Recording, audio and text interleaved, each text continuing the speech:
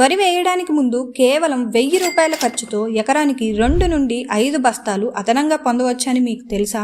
చాలా మంది రైతులు ఈ చిన్న పని చేసి యూరియా ఖర్చు తగ్గించుకుంటూ భూసారాన్ని పెంచుకుంటున్నారు. ఆ రహస్యం ఏంటో మీరు కూడా తెలుసుకోవాలనుకుంటున్నారా? అయితే ఈ వీడియో తప్పకుండా చూడండి. మనలో చాలా మంది రైతులు వరి కోత పూర్తయ్యాక పొలాన్ని ఖాళీగా వదిలేస్తారు. కానీ కొంతమంది తెలివైన రైతులు మాత్రం ఆ సమయంలో మినువులు లేదా పెసలు చల్లుతారు. ఎందుకంటే ఈ చిన్న పంటే తర్వాత వచ్చే వరి పంటకు పెద్ద బలం. మినువులు పెసలు సాధారణ పంటలు కావు.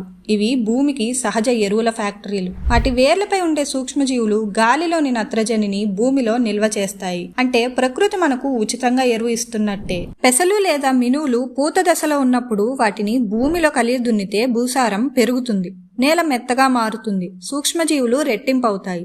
అలాగే నీటిని నిల్వ ఉంచే శక్తి కూడా పెరుగుతుంది.